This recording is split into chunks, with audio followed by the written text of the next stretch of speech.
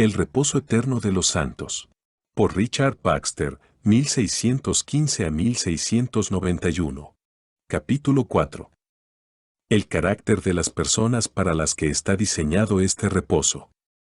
El pueblo de Dios que disfrutará de este reposo es 1. Elegido desde la eternidad. 2. Dado a Cristo. 3. Nacido de nuevo. 4.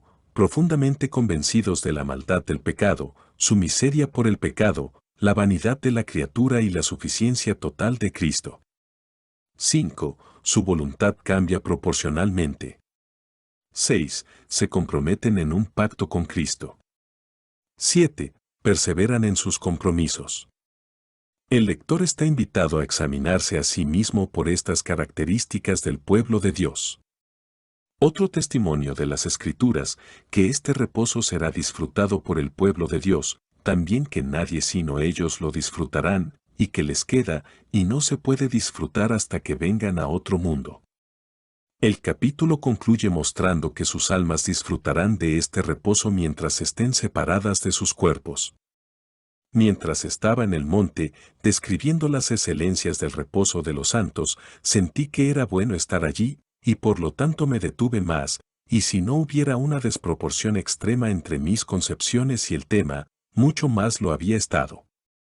¿Puede ser tediosa la perspectiva de esa tierra feliz? Habiendo leído acerca de una gloria tan elevada e indecible, un extraño se preguntaría por qué criaturas raras debería hacerse esta formidable preparación y esperaría que saliera un sol ilustre, pero, he aquí, solo una concha de polvo, animada por un alma racional invisible y rectificada con un poder restaurador de gracia tan invisible. Y esta es la criatura que poseería tal gloria.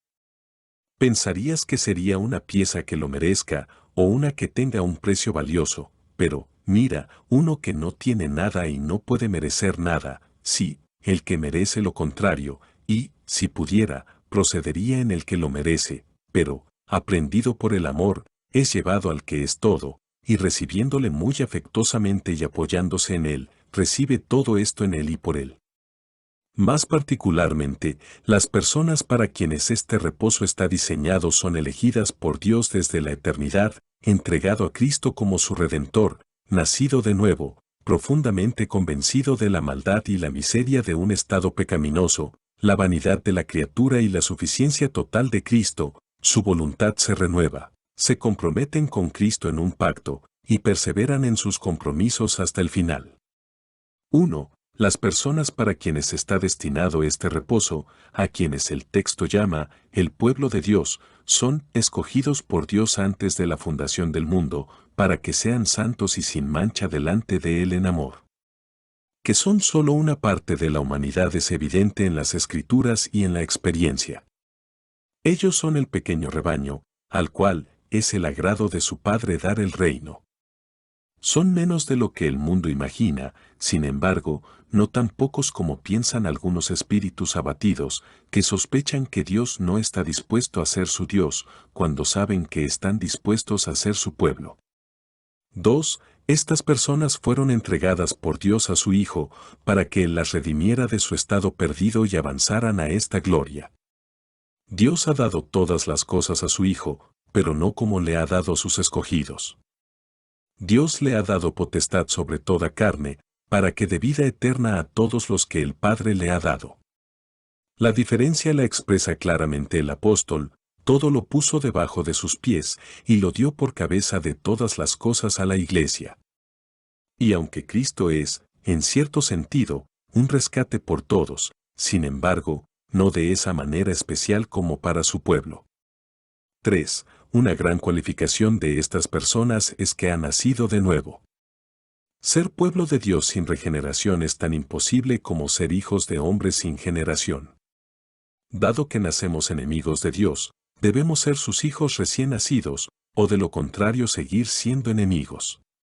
La mayor reforma de vida que se puede lograr, sin esta nueva vida forjada en el alma, puede procurar nuestro engaño adicional, pero nunca nuestra salvación. 4. Esta nueva vida en el pueblo de Dios se descubre por convicción o por un profundo sentido de las cosas divinas. Están convencidos de la maldad del pecado. Al pecador se le hace saber y sentir que el pecado que fue su deleite es algo más repugnante que un sapo o una serpiente y un mal mayor que la plaga o el hambre, siendo una infracción de la justa ley del Dios Altísimo, deshonrosa para él y destructiva para el pecador. Ahora el pecador ya no escucha las reprensiones del pecado como palabras por supuesto, pero la mención de su pecado le habla a su corazón y, sin embargo, está dispuesto a que le muestres lo peor. Solía maravillarse de lo que hacía que los hombres mantuvieran tal revuelo contra el pecado, qué daño le causaba a un hombre disfrutar de pequeños placeres prohibidos, no vio tal atrocidad en ello que Cristo tenga que morir por ello, y un mundo sin Cristo será eternamente atormentado en el infierno.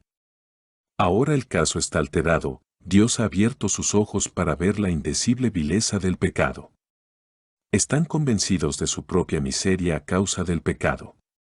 Aquellos que antes leían las amenazas de la ley de Dios como los hombres leían la historia de las guerras extranjeras, ahora la encuentran su propia historia y perciben que leen su propia condenación, como si encontraran sus propios nombres escritos en la maldición, o escucharan la ley decir, como Natán, tú eres aquel hombre. La ira de Dios le parecía antes una tormenta a un hombre en una casa seca, o como los dolores de un enfermo a un espectador sano, pero ahora descubre que la enfermedad es suya y se siente condenado, que está muerto y condenado por la ley, y que no le falta nada más que la mera ejecución para hacerlo absoluta e irrecuperablemente miserable. Esta es una obra del Espíritu realizada en cierta medida en todos los regenerados. ¿Cómo debería acudir a Cristo en busca de perdón quien no se declaró culpable y condenado primero? ¿O de por vida, que nunca se encontró espiritualmente muerto? No todos necesitan médico, sino los que están enfermos. El descubrimiento del remedio tan pronto como la miseria debe prevenir una gran parte del problema. Y tal vez las gozosas aprensiones de la misericordia puedan hacer que el sentido de la miseria se olvide antes. También están convencidos de la vanidad y la insuficiencia de la criatura. Todo hombre es, por naturaleza, un idólatra. Nuestros corazones se apartaron de Dios en nuestra primera caída, y, desde entonces, la criatura ha sido nuestro Dios. Este es el gran pecado de nuestra naturaleza. Todo hombre no regenerado atribuye a la criatura prerrogativas divinas y le concede el lugar más alto de su alma, o, si está convencido de la miseria, vuela hacia ella como su Salvador. De hecho, Dios y su Cristo serán llamados Señor y Salvador, pero la verdadera expectativa proviene de la criatura y sobre ella está puesta la obra de Dios. El placer, el provecho y el honor son la Trinidad del hombre natural y su yo carnal son estos en unidad. Fue nuestro primer pecado aspirar a ser dioses y es el mayor pecado que se propaga en nuestra naturaleza de generación en generación.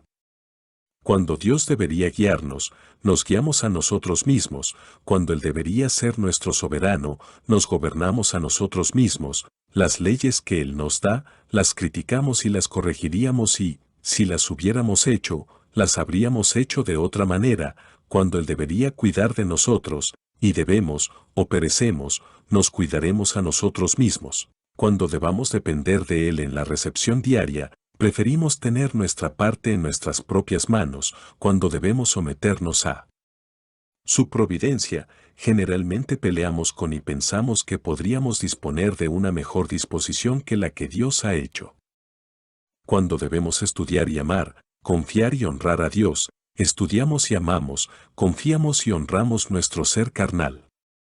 En lugar de Dios, tendríamos los ojos de todos los hombres y la dependencia de nosotros, y el agradecimiento de todos los hombres volvería a nosotros, y con gusto seríamos los únicos hombres en la tierra ensalzados y admirados por todos.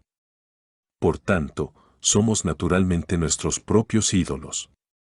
Pero cae este Dagón cuando Dios renueva una vez el alma.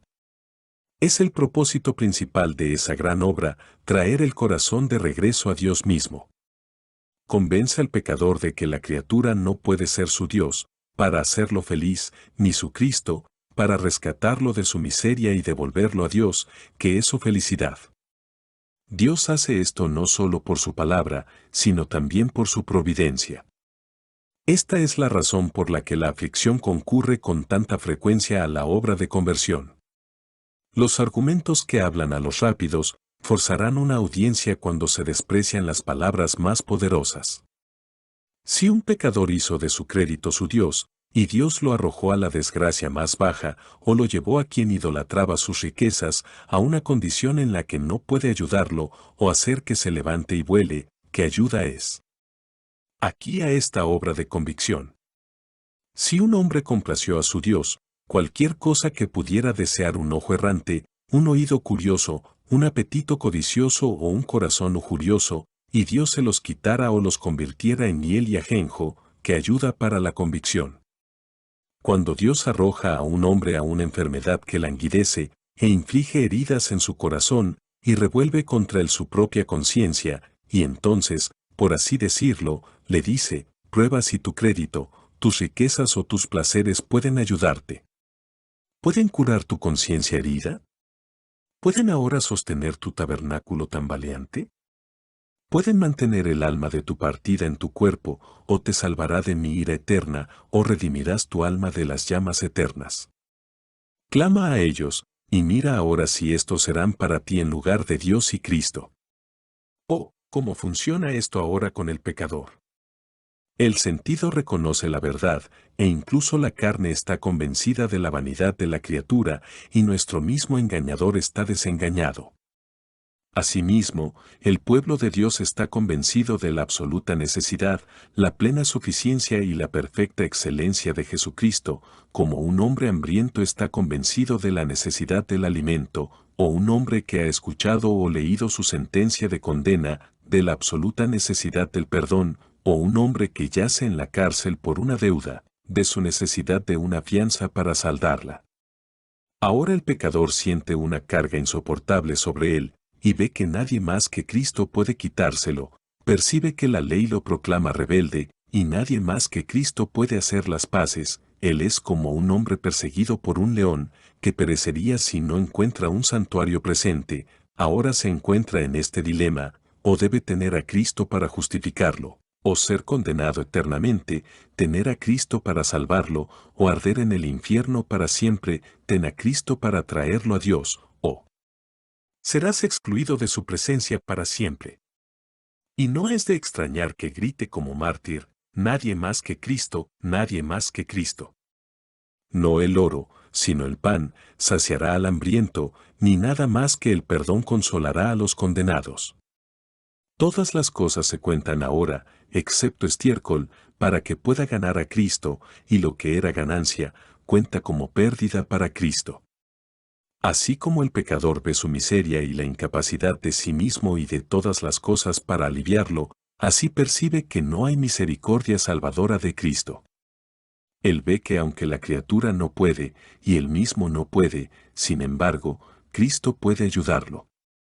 Aunque las hojas de higuera de nuestra propia justicia injusta son demasiado cortas para cubrir nuestra desnudez, sin embargo, la justicia de Cristo es suficientemente grande, la nuestra es desproporcionada a la justicia de la ley, pero la de Cristo se extiende a cada tilde. Si intercede, no hay negación, tal es la dignidad de su persona y el valor de sus méritos, que el Padre concede todo lo que desea. Antes, el pecador conocía la excelencia de Cristo como un ciego conoce la luz del sol, pero ahora, como quien contempla su gloria. 5.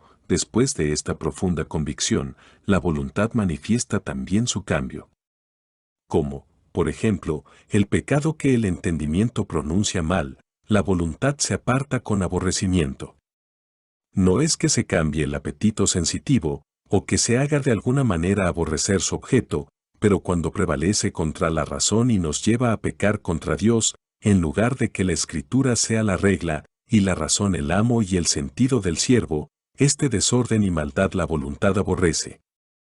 También la miseria que el pecado procurado, no solo se discierne, sino que se lamenta.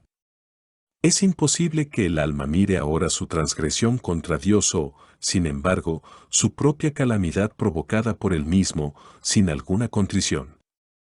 El que verdaderamente discierne que ha matado a Cristo y se ha matado a sí mismo, seguramente será en cierta medida compungido de corazón. Si no puede llorar, puede gemir de corazón y su corazón siente lo que ve su entendimiento.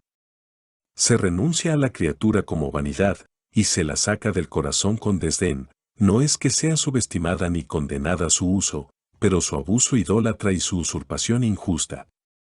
¿Puede Cristo ser el camino, donde la criatura es el fin? Podemos buscar a Cristo para reconciliarnos con Dios, mientras que en nuestro corazón preferimos a la criatura antes que a Él. En el alma de todo hombre no regenerado, la criatura es tanto Dios como Cristo. Como volverse de la criatura a Dios, y no por Cristo, no es un verdadero cambio, así que creer en Cristo, mientras la criatura tiene nuestro corazón, no es una verdadera fe. Nuestra aversión al pecado, la renuncia a nuestros ídolos y nuestro derecho a recibir a Cristo, es todo menos una obra, que Dios siempre perfecciona donde comienza. Al mismo tiempo, la voluntad se adhiere a Dios Padre y a Cristo. Habiendo estado convencido de que nada más puede ser su felicidad, el pecador ahora encuentra que está en Dios. Convencido también de que solo Cristo puede y está dispuesto a hacer las paces por él, acepta con gran afecto a Cristo como su Salvador y Señor. La predicación de Pablo fue arrepentimiento para con Dios y fe en nuestro Señor Jesucristo. Y la vida eterna consiste, primero, en conocer al único Dios verdadero, y luego, a Jesucristo, a quien envió. Tomar al Señor por nuestro Dios es la parte natural del pacto, la parte sobrenatural es tomar a Cristo como nuestro Redentor. Lo primero es primero necesario y está implícito en lo segundo. Aceptar a Cristo sin cariño y sin amor no justifica la fe, ni el amor sigue como fruto, sino que concurre inmediatamente, porque la fe es recibir a Cristo con toda el alma. El que ama a padre o madre más que a Cristo, no es digno de él, ni es justificado por él. La fe lo acepta como Salvador y Señor, porque en ambas relaciones será recibido, o no será recibido en absoluto. La fe no solo reconoce sus sufrimientos y acepta el perdón y la gloria, sino que reconoce su soberanía y se somete a su gobierno y camino de salvación. 6. Como parte esencial del carácter del pueblo de Dios, ahora entran en un pacto cordial con Cristo. El pecador nunca estuvo estricta ni cómodamente en un pacto con Cristo hasta ahora. Está seguro, por las ofertas gratuitas, que Cristo consiente y ahora se consiente cordialmente a sí mismo, y así el acuerdo está completamente hecho. Con este pacto, Cristo se entrega a sí mismo en todas las relaciones confortables con el pecador, y el pecador se entrega a sí mismo para ser salvo y gobernado por Cristo. Ahora el alma concluye resueltamente, he sido ciegamente guiada por la carne y la lujuria, por el mundo y el diablo, durante demasiado tiempo, casi hasta mi completa destrucción, ahora estaré completamente a disposición de mi Señor, quien me compró con su sangre y me llevará a su gloria.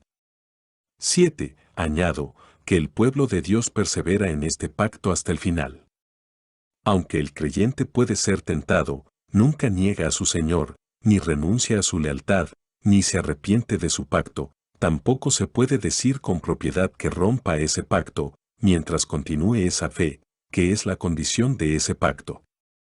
De hecho, aquellos que han hecho un pacto verbalmente y no cordialmente pueden pisotear la sangre del pacto, con el cual fueron santificados, como cosa impía, por la separación de los que están fuera de la iglesia, pero los elegidos no pueden ser engañados de esa manera. Aunque esta perseverancia sea cierta para los verdaderos creyentes, sin embargo, se convierte en una condición para su salvación, sí, de su continua vida y fecundidad, y de la continuidad de su justificación, aunque no de su primera justificación misma. Pero bendita sea eternamente esa mano de amor que atrajo la promesa gratuita y suscribió y selló aquello que nos asegura tanto de la gracia que es la condición, como del reino que en esa condición se ofrece. Tales son los elementos esenciales de este pueblo de Dios. Ni un retrato completo de ellos en todas sus excelencias, ni todas las marcas por las que se pueden discernir. Te ruego, lector, como tienes la esperanza de un cristiano o la razón de un hombre, juzga a ti mismo como alguien que será juzgado en breve por un Dios justo, y responde fielmente a estas preguntas. No preguntaré si recuerdas el tiempo o el orden de estas obras del Espíritu, puede haber mucha incertidumbre y error en eso. Si estás seguro de que se han forjado en ti, no es tan importante que sepas cuándo o cómo las obtuviste. Pero examina e indaga cuidadosamente, ¿has estado completamente convencido de una depravación prevaleciente en toda tu alma y una maldad prevaleciente a lo largo de toda tu vida? ¿Y cuán vil es el pecado, y que por el pacto que has transgredido, el menor pecado merece la muerte eterna? ¿Aceptas la ley, que es verdadera y justa, y te percibes condenado a esta muerte por ella? ¿Has visto la absoluta insuficiencia de toda criatura, ya sea para ser ella misma tu felicidad o el medio para eliminar esta tu miseria? ¿Has estado convencido de que tu felicidad está solo en Dios, como fin, y en Cristo, como el camino hacia Él, y que debes ser llevado a Dios por medio de Cristo o perecer eternamente? ¿Has visto una absoluta necesidad de que disfrutes a Cristo, y la plena suficiencia en Él para hacer por ti todo lo que tu caso requiera? ¿Has descubierto que la excelencia de esta perla vale la pena vender todo para comprarla? ¿Han sido tus convicciones como las de un hombre que tiene sed y no meramente un cambio de opinión, producido por la lectura o la educación? ¿Han sido tanto tu pecado como tu miseria el aborrecimiento y la carga de tu alma? Si no pudieras llorar, ¿podrías gemir de corazón bajo el insoportable peso de ambos? ¿Has renunciado a toda tu propia justicia?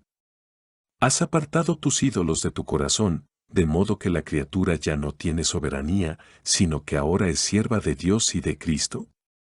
¿Aceptas a Cristo como tu único Salvador y esperas tu justificación, recobro y gloria solo de Él?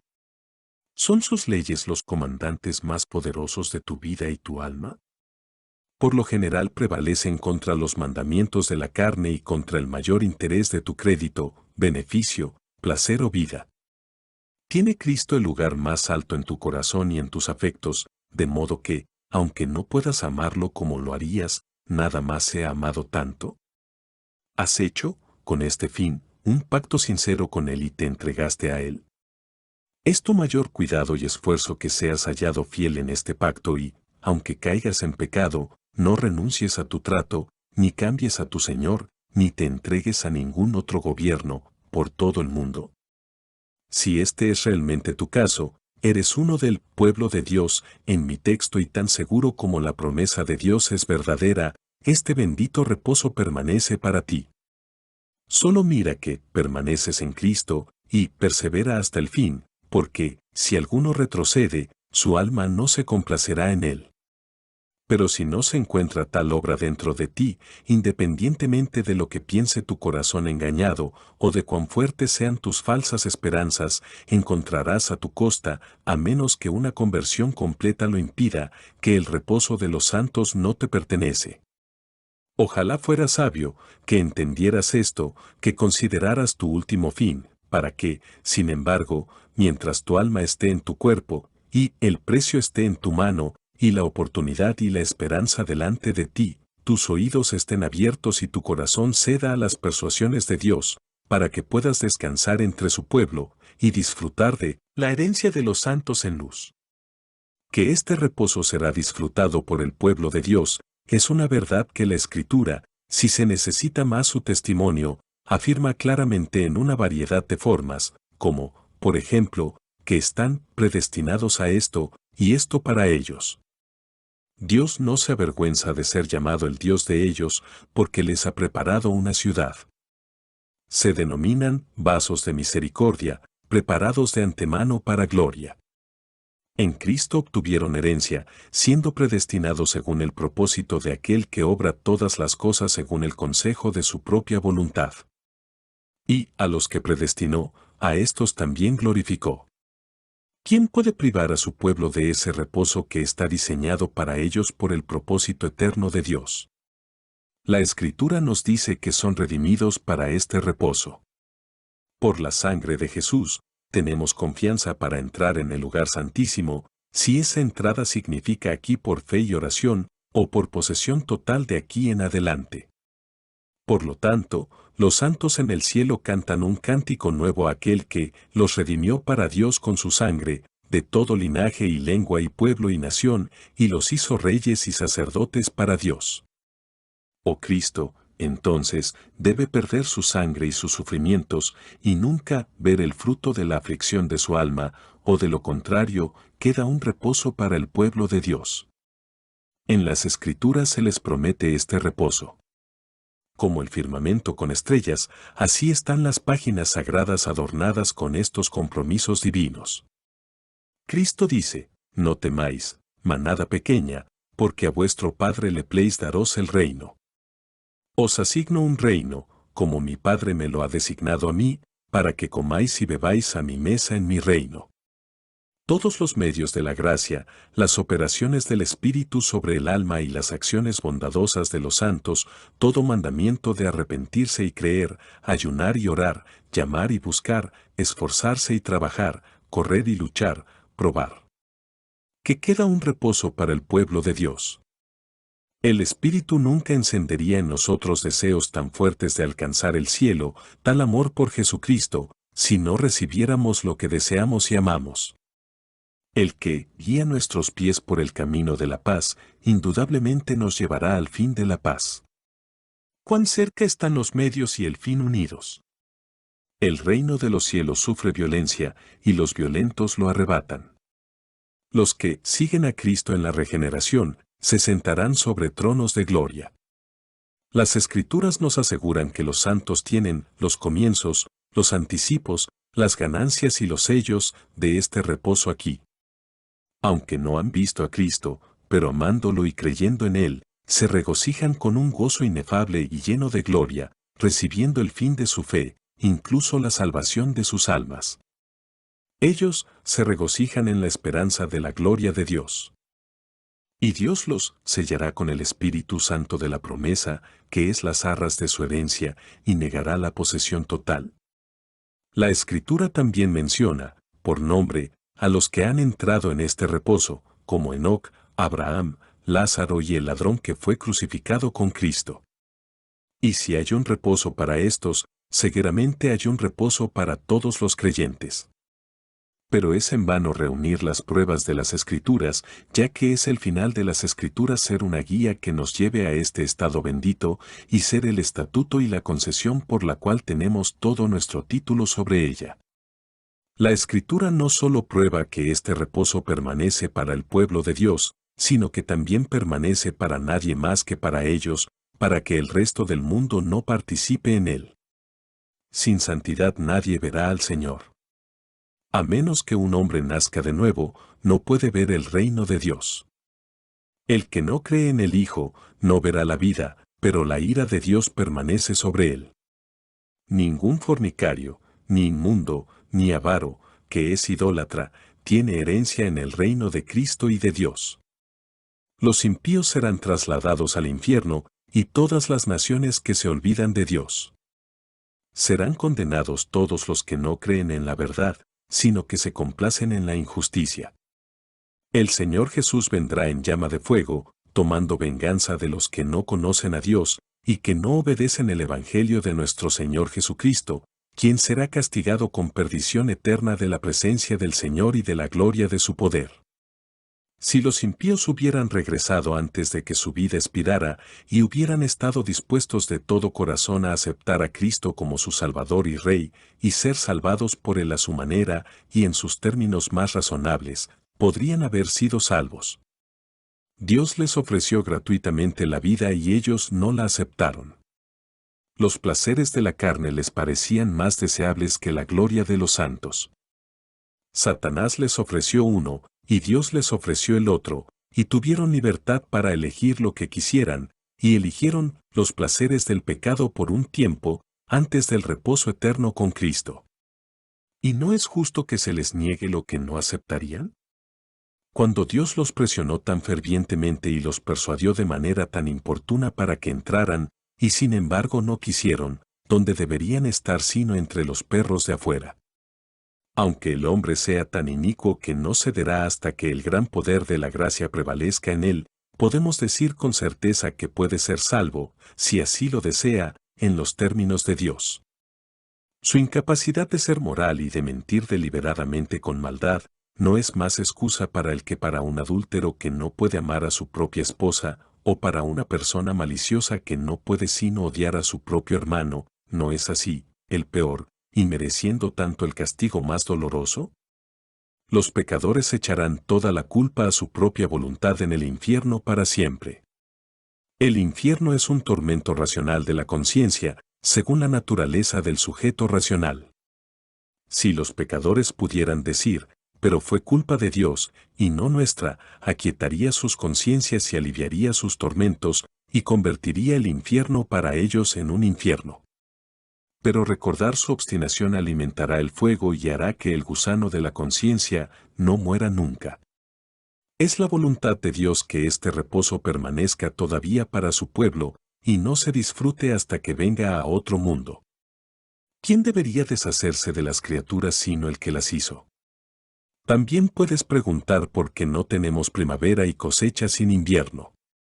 O, ¿por qué la tierra está abajo y los cielos arriba? ¿Por qué no tenemos reposo en la tierra? Todas las cosas deben llegar a su perfección gradualmente. El hombre más fuerte debe ser primero un niño. El mayor erudito debe comenzar primero con el alfabeto. El roble más alto fue una vez una bellota. Esta vida es nuestra infancia, y seríamos perfectos en el útero o naceríamos en plena estatura. Si nuestro reposo estuvo aquí, la mayoría de las providencias de Dios serían inútiles. ¿Debería Dios perder la gloria de las liberaciones milagrosas de su iglesia y de la caída de sus enemigos, para que los hombres puedan tener aquí su felicidad? Si todos fuéramos felices, inocentes y perfectos, ¿de qué nos serviría la gloriosa obra de nuestra santificación, justificación y salvación futura? Si no quisiéramos nada, no deberíamos depender de Dios tan estrechamente, ni invocarlo tan fervientemente. Qué poco escucharía de nosotros si tuviéramos lo que tendríamos. Dios nunca habría tenido tales cánticos de alabanza de Moisés en el Mar Rojo y en el desierto, de Débora y Ana, de David y Ezequías, si ellos hubieran elegido su propia condición. ¿No han sido ocasionadas tus propias más altas alabanzas a Dios, lector, por tus peligros o miserias? La mayor gloria y alabanza que Dios tiene en el mundo es la redención, la reconciliación y la salvación por medio de Cristo, ¿y no fue la miseria del hombre la ocasión de eso? Y donde Dios pierde la oportunidad de ejercer sus misericordias, el hombre tiene que perder la felicidad de disfrutarlas. Donde Dios pierde su alabanza, el hombre ciertamente perderá sus comodidades. Oh, los dulces consuelos que los santos han recibido a cambio de sus oraciones. ¿Cómo sabríamos qué Padre tan tierno tenemos, si no se nos hubiera negado, como hijo pródigo, las cáscaras del placer y el provecho terrenales? Nunca hubiéramos sentido el tierno corazón de Cristo, si no nos hubiéramos sentido, cansados y cargados, hambrientos y sedientos, pobres y contritos. Es un placer para un soldado o un viajero, recordar sus fugas cuando terminan, y que un santo en el cielo recuerde sus pecados y dolores en la tierra, sus miedos y lágrimas, sus enemigos y peligros, sus necesidades y calamidades harían más gozoso su gozo. Por tanto, los bienaventurados, al alabar al Cordero, mencionan que los redimió de toda nación, tribu y lengua, y así de su miseria, necesidades y pecados, y haciéndolos reyes y sacerdotes para Dios. Pero si no hubieran tenido nada más que contentamiento y reposo en la tierra, ¿qué lugar habría para estos regocijos en el futuro? Además, no somos capaces de descansar en la tierra. ¿Puede un alma tan débil en gracia, tan propensa al pecado, tan unida a un prójimo como esta carne, tener plena satisfacción y reposo en tal caso? ¿Qué es el reposo del alma, sino nuestra libertad del pecado, las imperfecciones y los enemigos? ¿Y puede descansar el alma que es molestada con todos estos, y que continuamente? ¿Por qué los cristianos claman tan a menudo, en el lenguaje de Pablo, miserable de mí, ¿quién me librará? ¿Qué los hace avanzar hacia la marca y correr para obtener y esforzarse por entrar, si son capaces de descansar en su condición actual? Y nuestros cuerpos son tan incapaces como nuestras almas. ¿No son ahora los cuerpos semejantes al sol que serán, cuando esto corruptible se haya vestido de incorrupción, y esto mortal se haya vestido de inmortalidad? Son nuestras cárceles y nuestras cargas, tan lleno de enfermedades y defectos, que pasamos la mayor parte de nuestro tiempo reparándolos y supliendo sus continuas necesidades. ¿Es posible que un alma inmortal descanse en una habitación tan desordenada? Seguramente estos cuerpos enfermizos, cansados y repugnantes deben ser refinados antes de que puedan disfrutar del reposo. Los objetos que aquí disfrutamos son insuficientes para permitirnos descansar. Pobre de mí, ¿qué hay en todo el mundo que nos dé reposo? Los que tienen la mayor parte tienen la mayor carga. Los que más se alegran de él y más se regocijan en él, todos claman al fin de su vanidad y aflicción. Los hombres se prometen a sí mismos un cielo en la tierra, pero cuando llegan a disfrutarlo, se les escapa. El que tiene alguna consideración por las obras del Señor, puede ver fácilmente que el fin mismo de ellas es derribar nuestros ídolos, cansarnos del mundo y buscar nuestro reposo en él. ¿Dónde nos molesta más, pero dónde nos prometemos más contentos? Si tienes un hijo al que adoras, se convierte en tu dolor. Si tienes un amigo en quien confías y juzgas inmutable, se convierte en tu azote. ¿Es este un lugar o un estado de reposo? Y así como los objetos que aquí disfrutamos son insuficientes para nuestro reposo, así Dios, que es suficiente, es aquí poco disfrutado. No es aquí donde había preparado la cámara de presencia de su gloria. Ha corrido la cortina entre él y nosotros. Estamos lejos de él como criaturas, más lejos como frágiles mortales y más lejos como pecadores. De vez en cuando escuchamos una palabra de consuelo de él, y recibimos sus muestras de amor para mantener nuestro corazón y nuestras esperanzas, pero este no es nuestro pleno disfrute. ¿Y puede un alma que ha hecho de Dios su porción, como la de todos los que serán salvados por él, encontrar reposo en una distancia tan grande de él, y disfrutar de él tan raras veces y tan poco? Tampoco somos ahora capaces de descansar, ya que hay un mérito que debe ir antes que él. Cristo no dará la corona a nadie más que a los dignos. ¿Estamos preparados para la corona antes de haber vencido? ¿O por el premio antes de que hayamos corrido la carrera? ¿O recibir nuestro centavo antes de haber trabajado en la viña? ¿O ser gobernantes de 10 ciudades antes de que hayamos mejorado nuestros 10 talentos? ¿O entrar en el gozo de nuestro Señor antes de que hayamos hecho bien como buenos y fieles servidores? Dios no alterará el curso de la justicia para darte reposo antes de que hayas trabajado, ni la corona de gloria hasta que hayas vencido. Hay razones suficientes por las que nuestro reposo debe permanecer hasta la vida por venir. Presta atención, entonces, lector cristiano, cómo te atreves a idear y cuidar un reposo en la tierra, o para murmurar a Dios por tus problemas y fatigas y necesidades de la carne. ¿Te fatiga tu pobreza, tu enfermedad, tus amargos enemigos y tus amigos despiadados? Debería ser así aquí. Las abominaciones de los tiempos, los pecados de los profesantes, el endurecimiento de los impíos, ¿todo te fatiga? Debe ser así mientras estás ausente de tu reposo. ¿Te fatigan tus pecados y tu corazón travieso y turbulento? Estén así cansados cada vez más. Pero, bajo todo este cansancio, estás dispuesto a ir a Dios, tu reposo, y para que tu guerra se cumpla, y tu carrera y tu trabajo terminen. Si no es así, quejándose más de su propio corazón y fatigándolo más, hasta que el reposo le parezca más deseable. Solo tengo una cosa más que agregar, para el cierre de este capítulo, que las almas de los creyentes disfrutan de una bendición y una gloria inconcebibles, incluso cuando permanecen separadas de sus cuerpos. ¿Qué puede ser más claro que estas palabras de Pablo? Siempre estamos confiados, sabiendo que mientras estamos en casa, o más bien de residencia, en el cuerpo, estamos ausentes del Señor, porque por fe caminamos, no por vista. Confiamos, digo, y deseamos más bien estar ausentes del cuerpo y estar presentes con el Señor.